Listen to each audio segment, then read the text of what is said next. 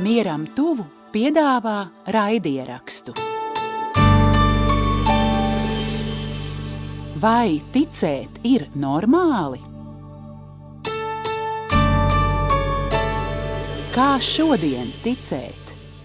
Kā šodien lūgt?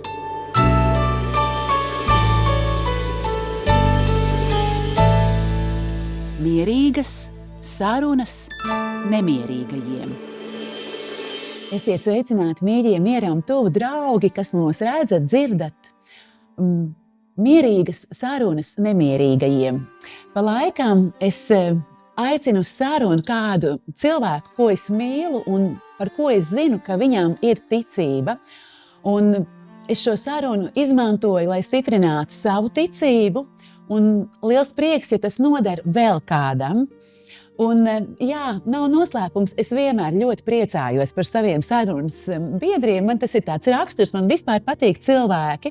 Un es arī mēģinu, protams, sarunāties ar tiem cilvēkiem, kas man ir mīļi. Un šī reize nebūs izņēmums, jo priesteris Andris Marija Jerumanis, teologs, pasniedzējs, profesors, es neesmu pret viņu, nevaru būt objektīva, jo viņš ir arī mana ģimene pie Dieva.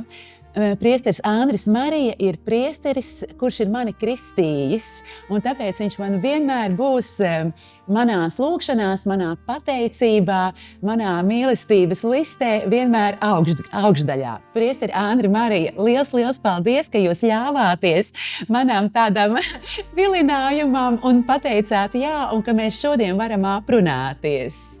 Ja mums daudz lietas ir tūs, mēs abi divi skrienam. Arī taisnība. Es atceros, kad esam skrējuši kādā vētrainā laikā gar jūru. Mums ir bijis vētras skrējiens. 15 gadiem. 15, jā. Laiks skrien. Atceros, bet es to biju aizmirst, kad es jūs kristīju. Un te ir tāda saikne, kas ir pārdabiska. Būt kristītam, tas nozīmē piedzimt no jauna. Un tur nesmu tas galvenais, tur ir Kristus un Kungs, kas tas galvenais. Viņš ieliek sirdī kaut ko, kas mūs pārveido. Tāpat arī es tiku kristīts un pirms 70 gadiem, es šogad svinu 70 gadus, diemžēl no vienas puses, jo gadi paiet, bet es tiku kristīts latviešu ģimenē, 3 bērnu ģimenē, 3 brāļu ģimenē, es tiku kristīts. Es domāju, no bīskapa Sloskānī, es nemaldos. Es esmu dzimis Beļģijā, es esmu dzimis Ļuvenā, kur dzīvoja bīskaps Sloskāns. Un bija viņš latviešu ģimenes draugs. Ja? Un mans tētis, mana māte bija nokļuvuši Latvijā. Tētis no Dānijas, mana māte tieši 45. gadā. Un tur bija kā pāris tūkstoši latviešu pēc Otrā pasaules kara. Un tā Dieva gādība noveda šos 2 cilvēkus, un viņi Sloskāni iespaidā tātad pavadīti arī auga ticībā. Tad, kad bīskaps Sloskāns nāca mūs apciemot mūsu ģimeni, ir skaidrs, ka viņš mūsu bērnus arī iespaidoja. Redziet, ticība dzimst no lieciniekiem, ne no kaut kādām loģiskām vai intelektuālām pārdomām. Tam ir savs svarīgums, bet vispirms šeit pirms 2000 gadiem atskanēja balss, Kristus ir augšām cēlies. Un to vispirms viena sieviete to izdarīja. Kas arī ir tāds sieviete, kas bija aizgājusi no rīta uz kapa, un tā kaps bija tukšs. Un cik pārsteidzoši tā, ka nav apustuļi, bet ir sieviete, un ka tā tiešām ir sieviete, un ka tas nav nekāds izgudrojums, tā saka pētnieki, jo tas pārsteidz visus. Sievietē nekad nevarēja uzticēties tajā kultūrā. Ne bērns, ne sieviete varēja dot liecību tiesā. Kāpēc viena sieviete iet un pasaka kaut ko, kas ir pilnīgi nenormāli, ka kāds, kas ir miris, ir augšām cēlies? Un to parasti egzeģēs uzsver, kā arī fundamentālā teoloģijā to uzsver, ka tas liecina par to liecību, tā tas ir bijis. Tad kā mēs to izskaidrosim? Pāvests Francisks vienmēr to atgādinājuši, ka sievietēm ir īpaša misija baznīcā. Tur, kur netiek mācekļi, kur netiek vīrietis savu loģisko domāšanu, tur tiek sirds cilvēks. Es nesaku, ka sievietēm nav intelekts, bet sievietēm ir īpaša karisma. Mēs cīnāmies pret sieviešu diskrimināciju šodien, un mēs to redzam, varbūt esam aizmirsuši, bet tā tas arī bijis dažās kultūrās, un mēs to redzam, ka sieviete tiek uzskatīta par zemāku un tā tālāk. Bet tas, kas ir noticies arī zināmā mērā mūsu pasaulē, ir, kad mēs cīnāmies pret diskrimināciju, aizmirstot, ka mēs esam atšķirīgi un ka tā atšķirība ir komplementāra, ja viņi viens otru papildina. Un tad, kad mēs cīnāmies pret diskrimināciju, nonivelējot visu, tas tā, ka vienā dārzā visas būtu rozes. Ja? Nu, kā tas būtu? Tagad ir tulpes, ir rozes, un es domāju, ka arī Dievs ir radījis tādu pasauli, kur ir vīrietis un sieviete. Un tas ir papildinājums, un katram ir savu misiju, par to var runāt, un tas pazemo, bet es domāju, ka vīrietis nav sieviete, un sievietes nav vīrietis. Tas ir pilnīgi skaidrs. Priester Āne, tiešām tā ir tāda bauda jūsos klausīties, un uzreiz mēs redzam, ka tas vārds ir jūsu instruments, un jūs tik veikli ar to darbojaties, ja, ka droši vien jūs varētu visu to sarunu, mani nemaz nevajadzētu izstādīt visu, kas ir sirdī. Bet es tomēr vēlētos dažus arī, ja jūs atļaujat tādu, mazliet tādu personisku to jūsu ceļu. Tā ir skaista dāvana jau piedzimt ģimenē, kur ir Dievs, ja, kur ir ticība, bet skaidrs ir kaut kā tas viens brīdis, ka tomēr bērnam ir droši vien kādi 11 gadi, ka viņš tomēr pats izvēlas, ka nevis es eju mammai, tētim līdzi, bet es pats izvēlos, es pasaku to jā ceļam ar Dievu. Vai jūs atceraties to brīdi, kad jūs to izvēlējāties? Es vienkārši gribu pateikt, ka es atceros, ka es gāju uz baznīcu ar vecākiem 4 vai 5 gadu vecumā, es prasīju, bet kas tad ir aiz zvaigznēm, ja? Jā. Un tas ir tie pirmie metafiziskie jautājumi, ko katrs bērns uzstāda, un mēs aizmirstam to. Tas nozīmē, ka tas bērns, es to atceros vēl, es skatos uz debesīm, un es redzu tētis, kas iet, es redzu vēl to vietu, un es skatos uz debesīm, un es domāju, bet kas ir aiz zvaigznēm, ja? 4-5 gadi. Jā. Skaisti. Mēs gājam, tāpēc, ka vajadzēja iet tajā vecumā uz baznīcu, bet arī tajā pašā reizē ticība tika iedota, un es apjēdzos arī, kad vecāki bija iemācījuši lūgties, un mēs lūdzamies ģimenei kopā, un kas attiecas uz tādu personīgu, bija jau no bērnības, jau no 4-5 gadu vecuma bija ticības tāds dziļums, kas varbūt man šodien nav. Es atceros, kad es raudāju Jēzus sirds priekšā. Man bija 5 gadi, šodien to varētu teikt, tā ir harisma, tā ir dāvana, kas tiek dota. Un es atceros tādu lūgšanu, es raudu, tāpēc, ka tu neesi mīlēts. Ja? Kur tāds bērns var to pateikt? Fantastiski. 5 gadu vecumā, bet tas pēc tam pazuda. Ir interesanti, ka pāvests Francisks savā enciklikā Dilexit Nost runā par raudāšanu, ja? Jēzus sirds priekšā. Tur ir tāda daļa, jo tas attiecās uz Svēto Ignāciju, jo Svētais Ignācijam viņam bija tāda dāvana. Man tā dāvana nav vairs bijusi, bet es atceros, ka tas bija, un tas ir viens mirklis dzīvē, bet tas laikam bija tik stiprs, tad jūs man prasījāt, kad es satieku. Jā, tā ir mistiskā pieeja. Otrā, es domāju, ka tā pieredze nāk no manas mātes arī. Viņa bija luterānieta, mana māte, ja. Bet viņa satika bīskapu Sloskānu. Un viņi strīdējās ar viņu, es atradu vēstules, ja, kur viņi uzstāja tik daudz jautājumus Sloskānam, un Sloskāns atbild ļoti personīgi viņai, jo viņi sagatavojas uz laulību, un tajā tad bija jāizvēlās precēties ar manu tēti, katoļu baznīcā un tā tālāk. Bet viņi ļoti āķīgas jautājumus viņam uzstādīja. Jūs atceraties kādu? Bet viņi kā luterānieti uzstādīja parastos jautājumus, ko var uzstādīt katoļu baznīcai. Tagad man precīzi nav vairs kādi, bet es tā domāju, cik Sloskānam bija, bīskapam Sloskānam bija pacietības ar vienu jaunu meiteni. Jā, atbildēt. Un tās vēstules viņas ir brīnišķīgas, kāds viņš viņai raksta.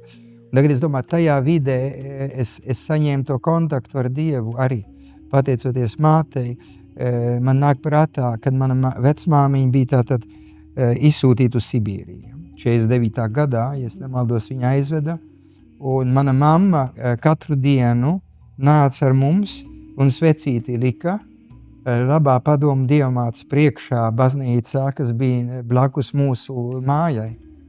Un katru dienu viņi tur lika svecīti un lūdza, lai Dievs viņu atved atpakaļ no Sibīrijas.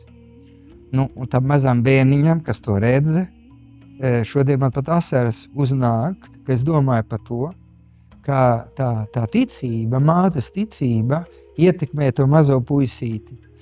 Un kas tāpat spēlējās, tur muļķības darīja un visu, bet paliek tas, ka tur uzliek to svecīti. Un tad, kad mana vecmāmiņa patiešām brīnumainā kārtā tiks atbrīvota un izlaista no Sibīrijas kaut kur pēc 60 gadiem, jo mana māte bija pa medmāsiņu studējusi Beļģijā kopā premjerministra meitu. Un viņa aiziet pie tā premjerministra meita un saka, zini, tavs tēcis ir pirmais ministrs un tiekas ar Kruščevu. Nu, pasaki, lai atbrīvo to. Un atrada viņu Sibīrijā, viņu atbrīvoja. Un es kā bērns tad redzēju, ka Dievs atbild lūkšanām. Es nevarēju neteikt. Bet jūs saprotiet, ticība nāk no ģimenes, bet viņa nāk no lieciniekiem. Viņa nāk no manas mātes, caur Sloskanu, bet viņa nāk no mana tēti, kas ir kārtīgs latgaliešu bērns, kas ir 2 gadu vecumā pārcēlies uz Kurzemi, lēnās, Rudbāžos, lēnās gājis uz baznīcu, kristīts, vaivots, biskaps viņa, vai nu priesteris vaivots viņa ir kristījis un viņš tur ir uzaudzis. Ne kristījis Latgalē, bet kristo tad konfirmācijas vai iestiprināšanas sakramenti tur, jo es satiku vaivodu, viņš man stāstīja par to, ka viņš atcerējās manu tēti un viņa tēti. Tagad gribētu teikt, ka tas tētis ielika tādu kārtību, par daudz kārtīgu, tādu klasisku katolicismu, ja, kāds ir labs katolis, kas nāk no Latgales. Bet arī bīskapas Loskānu izglābts, atvests no Dānijas, kur viņš bija. Līdz 47. gadam viņš Loskāns mēģināja savākt kopā visus latviešus, kas bija, vai viņi būtu luterāņi vai katoļi, lai viņi varētu mācīties Lūvenas universitātē, jo viņš vienmēr teica, Latvija būs brīva, un vajag skatīties, kā atgriezties atpakaļ, kā palīdzēt. Nu, lūk, tā ir tā vide, kur tas mazais bērns, ja mēģina atcerēties savu stāstu, tas mazais bērns piedzīvo to satikšanos ar Dievu un ar Kristu caur vecākiem, caur konkrētiem notikumiem. Jā. Un to es nevaru aizmirst. Un tā, protams, nāk citi liecinieki, skolotāji. Savā laikā vēl bija reliģijas mācība skolā. Man 6 gadu vecumā bija viena tāda mūķene, un tad viens skolotājs vēlāk. Un kas man palika prātā, ir 2 svētie. Viens ir Maksimiliāns Kolbe, ja? Man bija kāds 7 gadu vecs es biju un stāstīju to stāstu par šo franciskāņu mūku, ja, kas īstenībā atdeva savu dzīvību koncentrācijas nometnē, atdodot to kādu ebreju vietā. Brīnišķīgs stāsts, jā. Es teicu, es to nevarētu, bet tas jautājums vienmēr bija manī, bet, tas bija bet. Ka šis ideāls pastāv. Jā, pastāv, un tas bērns uzreiz bija saprast, ka viss pārējais, tas ir viss muļķība, tā ir kristietība. Un tas otrais svētais bija arī Beļģijas svētais, kas ir svētais Damjāns, tas ir priesteris, kas bija tajā laikā, tas ir pirms 200 vai 150 gadiem, izveda visus spitālīgos uz vienu salu. Kaut kur pie Honolulu vai kur, un Molokai salā, un viņš kā priesteris pateica, bet tas taču nav iespējams, ka šitie cilvēki, visi tie mirs bez sakramentiem, es atdošu savu dzīvību. Nu, lūk, šie 2 tēli to bērnu iedvesmoja, jo mūs no skolas veda lūgties uz šī kapa, kas ir apbēdīts tajā pilsētā, kur es piedzimu. Un vēl pirms neilga laika es tur biju ar Aiju avotiņu un vīru. Mēs bijām palūgties uz to kapu, ka viņi bija uz Beļģiju atbraukus. Un tad es stāstīju un es tā domāju, nu, kas ir noticies tagad visus šos gadus, kāds es esmu kļūst, ko es esmu saņēmis, un īstenībā šie svētie ir tie, kas dod pamatu mūsu ticībai un arī veido, kas mēs esam, neskatoties, ka baznīca ir tas un tas, un neskatoties uz to, ka sabiedrība ir attīstījusies pilnīgi citādāk.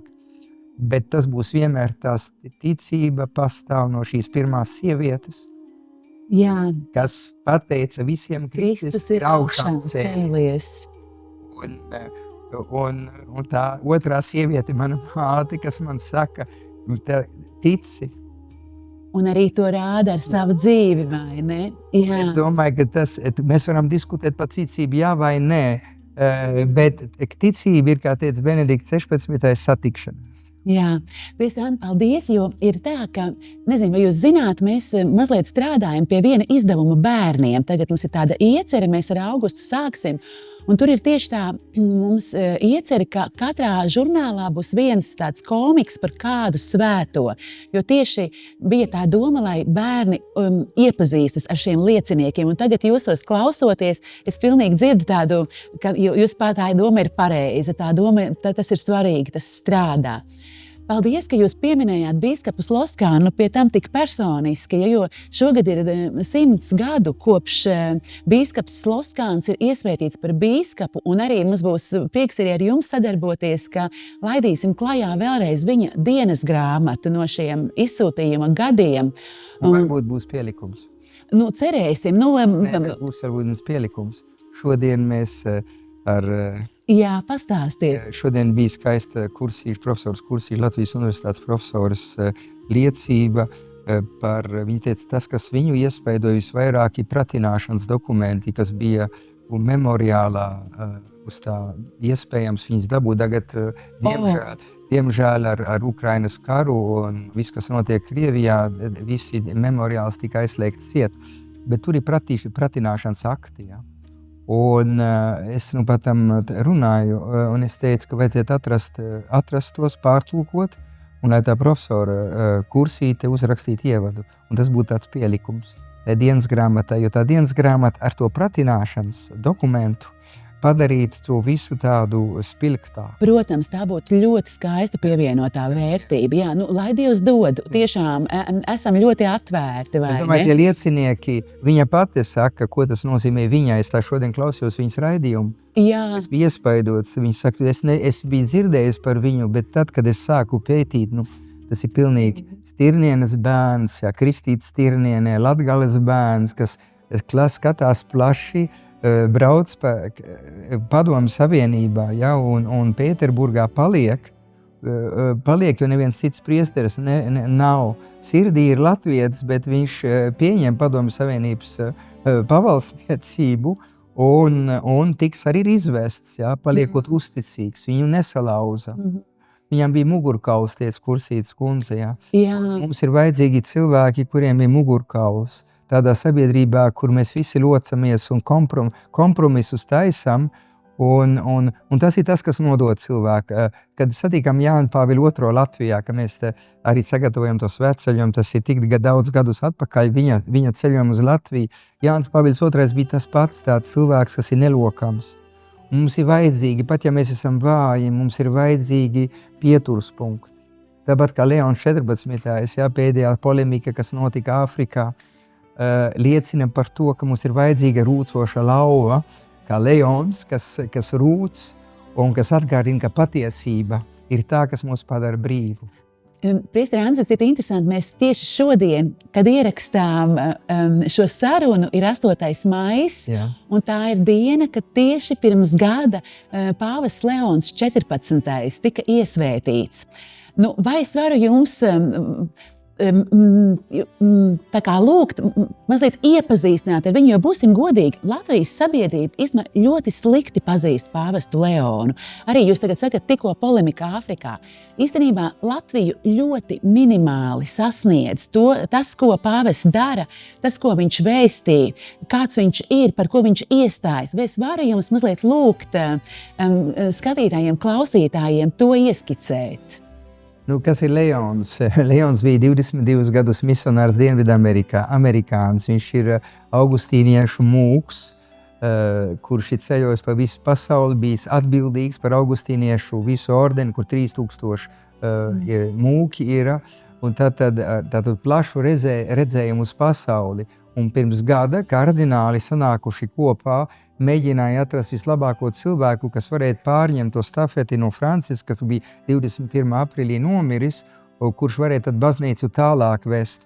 Un viņu vērtējums bija ļoti ātri pēc 2 dienām vai pēc jau 4. balsojuma bija pilnīgi skaidrs, ka konklāva laikā viņš ir tā ideālā persona.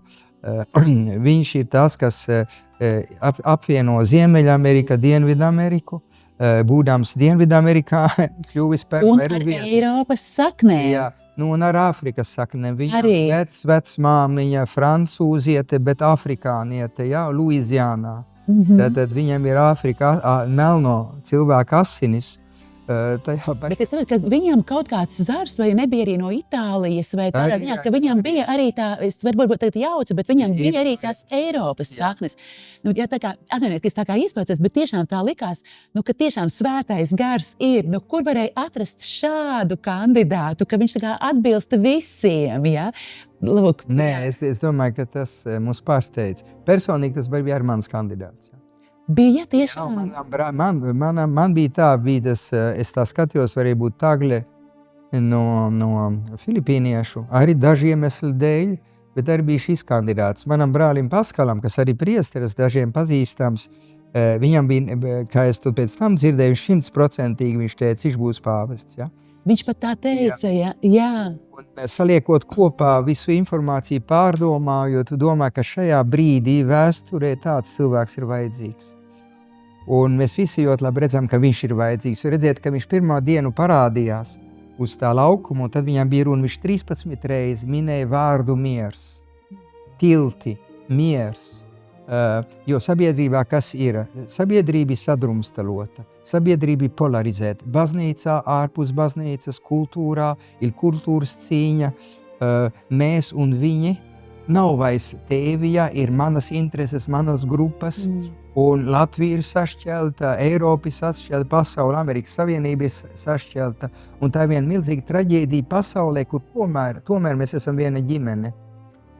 Un viņš saka, miers jums, bet miers, kas nāk no Kristus. Tagad arvien vairāk mēs redzam to konflikta situāciju, kas pieaug, viņš izraisa tādu pretpolu pasaulīgai domāšanai.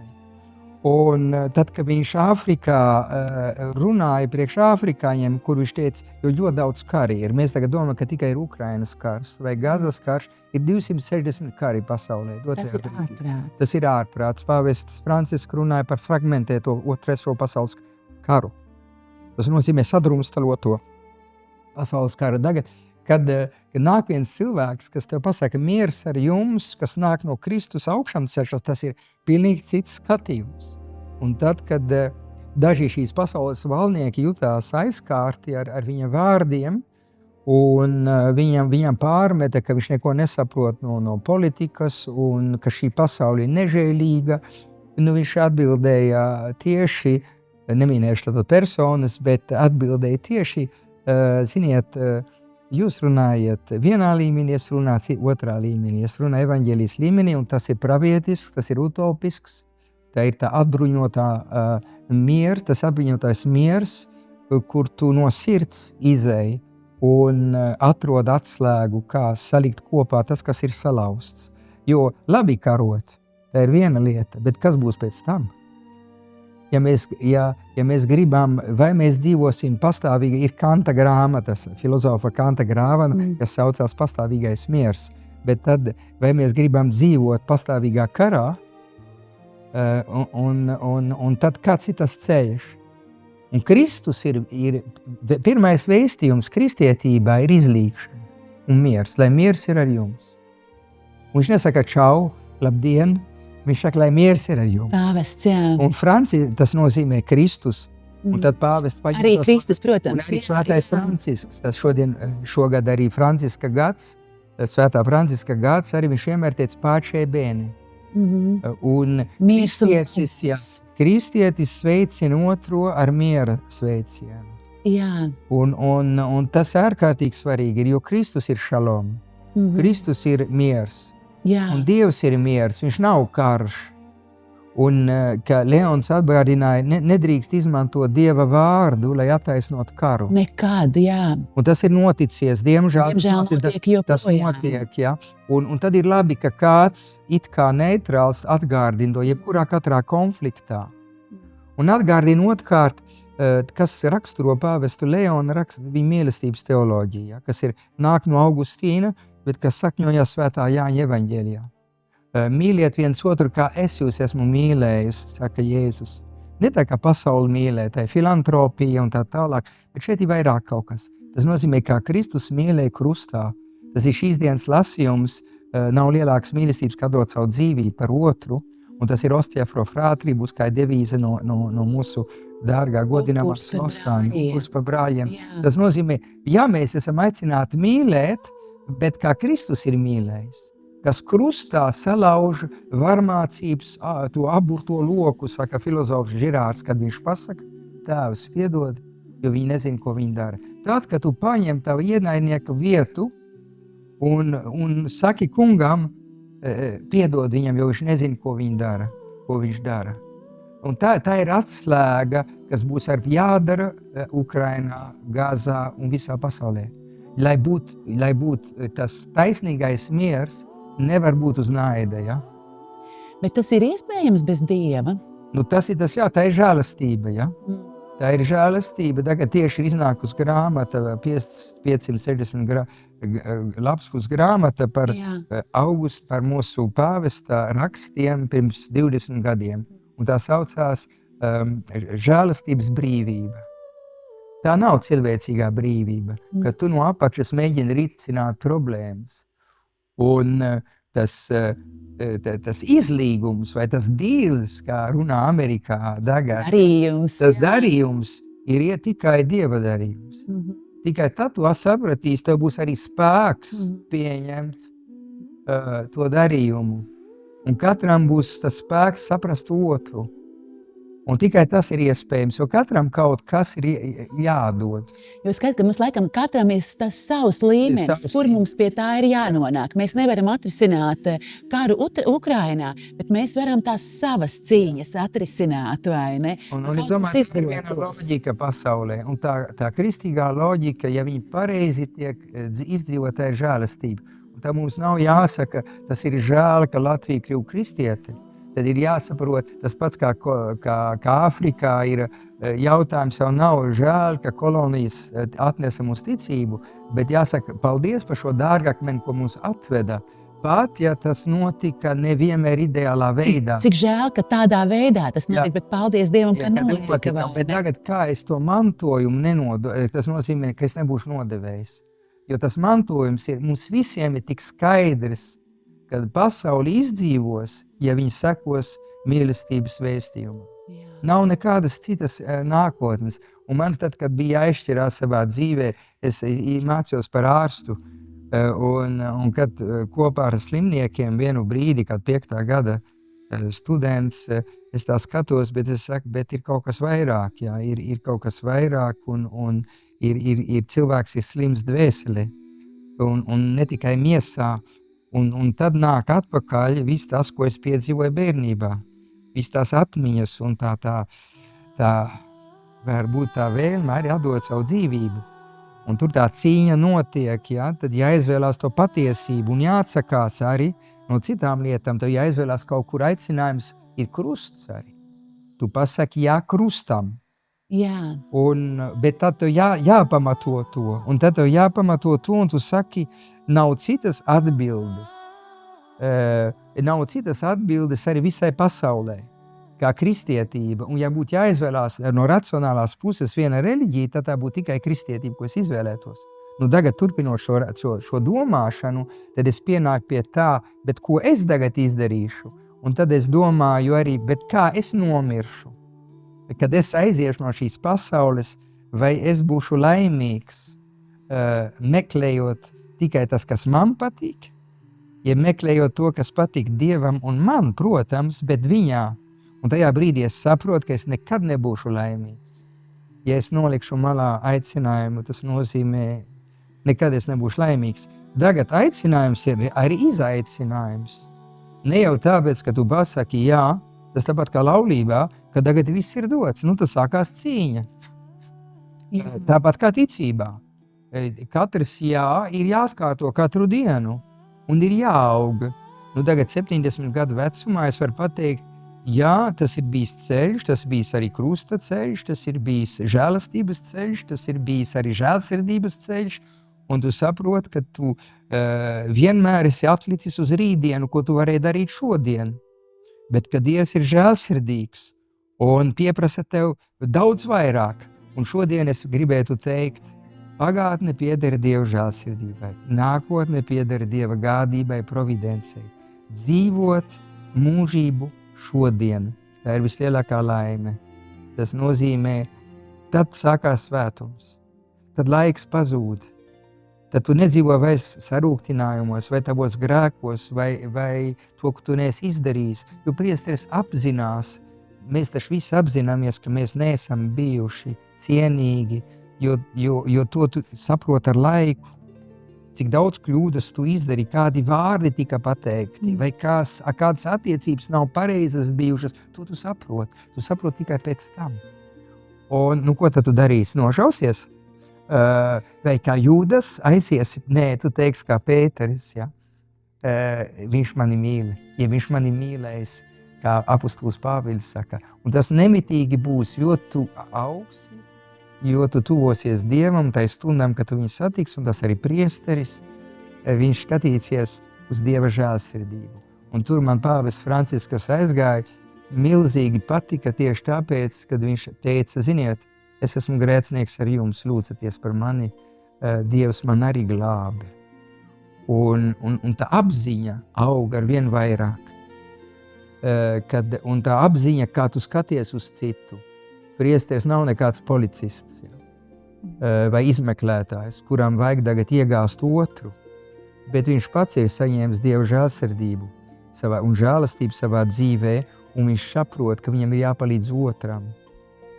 Un kā Francisks saka, baznīca ir kara slimnīca. Tas bija ļoti labs izteiciens, kur daži ir priekšā un daži aizmugurē, un kur arī vājākais, tas, kas ir viszemākais, kas ir vispazemī, ir tas pamestais, vistrauslākais, viņam ir jāpalīdz, viņu ir jāmīl. Un tā mēs katrs viens otram palīdzam, ja?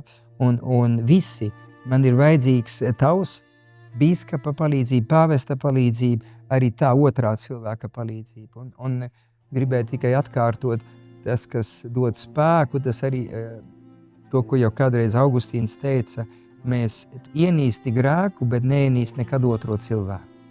Skaisti, jā. Un tas ir tas skatījums, kas bija svētajam Franciskam, tas arī bija pāvestam Franciskam, kas mums atgādināja to žēlsirdīgo skatījumu viens uz otru, jo pats Kristus teica tā, ja? Ko tu neredz to skabargu, ko tu skaties, savā acī neredzi baļķi, un otrā acī redzi skabargu. Es skatos, diemžēl Latvijas sabiedrībā ir tas izteiciens Latvijas ēd otru ārā. Diemžēl. Tagad ir viena vārnīca, ja no pirms kara, ja, jau 1900. gadā vācieši apraksta šos cilvēkus, kas šeit dzīvo, ka viņi ēd viens otru ārā. Vai mīļā priesteri, kaut mums izdoties, kā sākt ar sevi un vismaz sevi to apturēt, ja? Es domāju, Kristum ir atslēga. Jo es tā paskatos, ka tagad mēs sociālos tīklos paskatāmies, ja?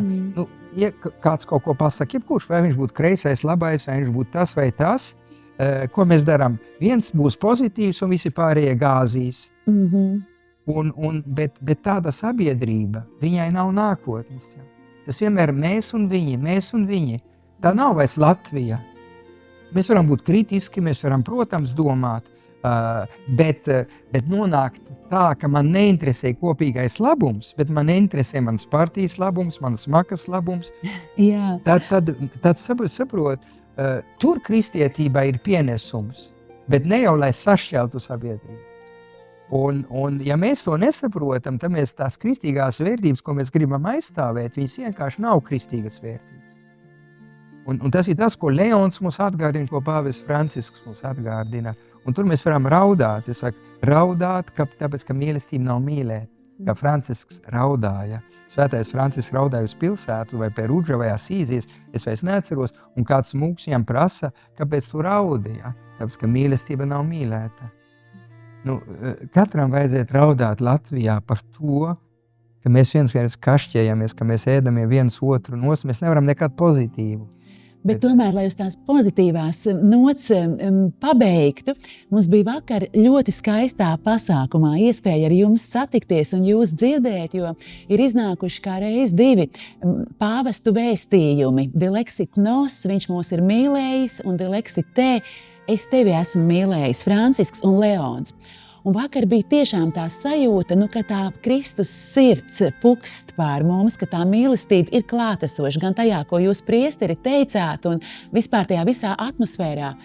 Un šai sarunai ir tāda ļoti tā kā mazliet pat naivi jautājumi, ko arī varētu šodienas cilvēks uzdot. Tieši arī tajā visā kontekstā, ko jūs sakat, kur ir daudz strīdi un nesaprašanās un tā. Kā šodien ticēt un kā šodien lūgt? Tad jūs kā cilvēks, kas mīlat Dievu, kas pats lūdzaties, kas pats ticat, kā šodien, kā jūs iedrošinātu? Es domāju, sāc mīlēt otru cilvēku. Jā. Visvājāko, tas, kas tev nepatīk. Jo kristietība, ja tu esi kristietis, tu nevari nemīlēt tavu ienaidnieku. Tas nozīmē dažādu cilvēku, kas citādāk domā. Sāc mīlēt. Sāc mīlēt to cilvēku, ar ko tu esi sastrīdējies. Un tad izmainīsies daudz. Es kādreiz lūdzies par vienu cilvēku, kurš kaut kāds zobas bija pret maniem universitātē, viens pasniedzies, kas nekad es kaut kur laikam viņu bija ievainojis. Es 20 gadus lūdzos. Misi turēja tik daudz, un es nevarēju saprast, ko es viņam izdarījis. Vai kas. Un tagad pirms gadiem viņi satiek nejauši Pētera bazilikā, un tur viņš nevar izmukt, jo viņš visu laiku muka no manis, viņš spies dot man roku. Un tajā brīdī izmainās visas attiecības. Un tad es domāju, 20 gadus es lūdzos par šo cilvēku, un lai būtu izlīgšana, un notika tas brīnums. Es domāju, ka mums ir milzīgs izlīguma potenciāls sabiedrībā, un tas iesākās tur, kur es esmu. Ar maniem bērniem, ar manu vīru, ar manu sievu, ar manu bīskapu, ar tevu priesteri, ar manu draudzes prāvestu, ar citautietību, ar citu domājošo cilvēku. Bet tas man katru dienu jāsāk no jauna, tāpēc jau ir dienas beigās sirdsapziņas izmeklēšana. Ja tu to nedari, tu pierodi pie tā, tava tādā virspusējuma, un tu pierodi pie tā, ka tu esi vēsts, tu pierodi pie tā, ka tu nevari piedot, tas ir normāli. Tas nav normāli. Tas nav normāli, ja tu esi kristietis, ka tu dzīvo remdeni. Tas nav normāli. Un nepietiek, ka grēksūdz, tagad es aizēju pateikt, tagad viss atsākās. Nē, pārdomāt, kad visi tavi pamati ir jāizmaina. Jā. Un katru dienu atgriezties jau nenozīmē tagad atgriezties no grēka, tā būs seka no tā atgriezies no pārmaiņu tavu domāšanas veidu. Metanoja. Un tici. Tad ticība ir pirmā vietā, un tāpēc tam seko tas, kas tev ir jādara. Es jau nevarēšu mīlēt otru, ja es nedabūšu to spēku. Tā ir žēlastības dāvana. Ja? Es varu visu viņā, saka apustulis Pāvils, bet ļaunumu, ko es negribu darīt, es daru. Tas ir tas paradoks, kas manī, jūsos, arī priesteri, man tā cīņa notiek, bet tā cīņa, es viņu varu uzvarēt Kristu. Tikko, kad es attālinos no Kristus sirds, es pats kļūstu par cilvēku, kas sašķel. Un es sašķelu tos cilvēkus, kas ir ap mani, jo es pats esmu sašķelts.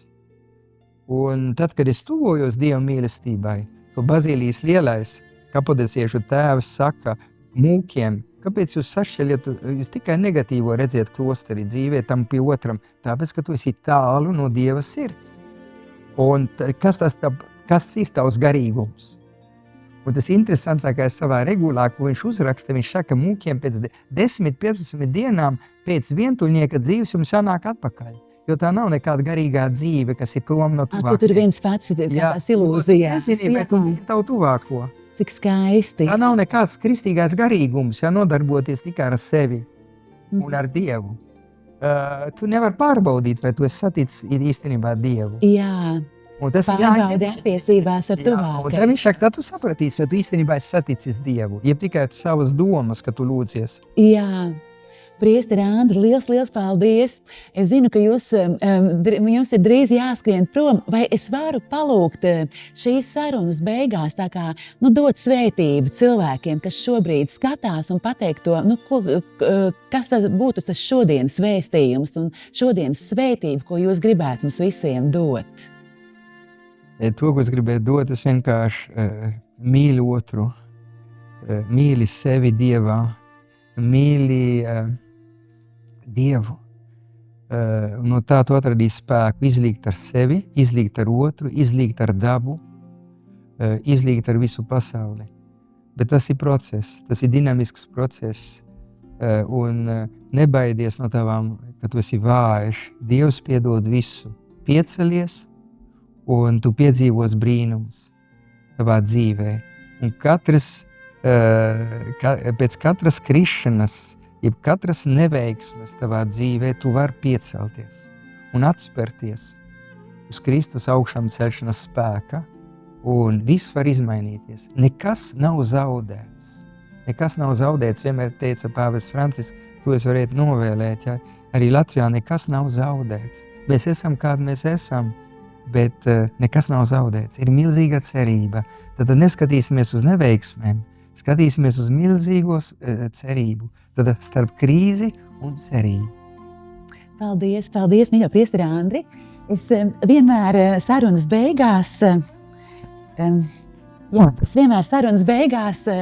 savam sarunas biedriem kādu mūsu pēdējo grāmatu uzdāvinu, bet vakar jau mēs apdāvinājāmies ar grāmatām un pēdējos šos te baznīcas vēstījumus jūs jau saņēmāt, kuras jūs arī esat kurai līdzautors ievadvārdiem.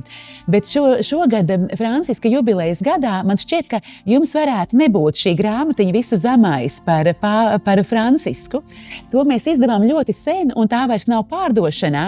Tā ir tāda ļoti dzejisks stāsts par Francisku. Tā bija pirmā grāmata, ko mēs izdevām blakus Mieram tuvu. Un arī tāds sveiciens jums no Franciska. Dieva vārds ir žēlsirdība. Tas ir rakstīts ar pāvesta roku. Ja?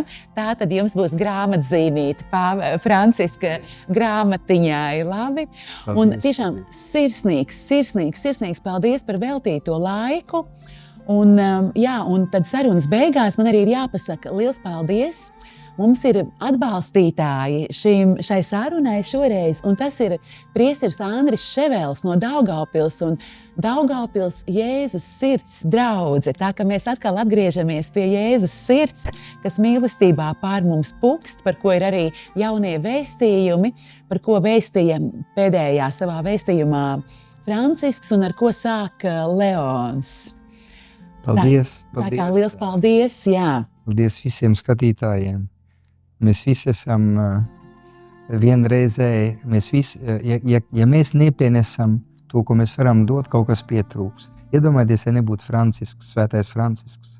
Kaut kas pietrūkst. Vai ne? Un es domāju, ka tad katra persona ir unikāla ar savu bagātību. Un tas ir tas skaistais. Otrais cilvēks, arī mans kaimiņš, kas varbūt man nepatīk, viņš arī ir unikāls. Bet viņam ir savs pienesums, vai ne?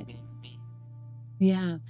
Priesteri Andri, paldies! Es domāju, ka uz šīs skaistās nots mēs arī varam beigt. Un cerams uz kādu drīzu atkal tikšanos ar kādu jauku sarunas biedru. Paldies jums un svētīgu turpinājumu!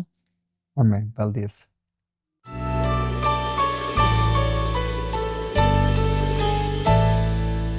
Mierīgas sarunas nemierīgajiem.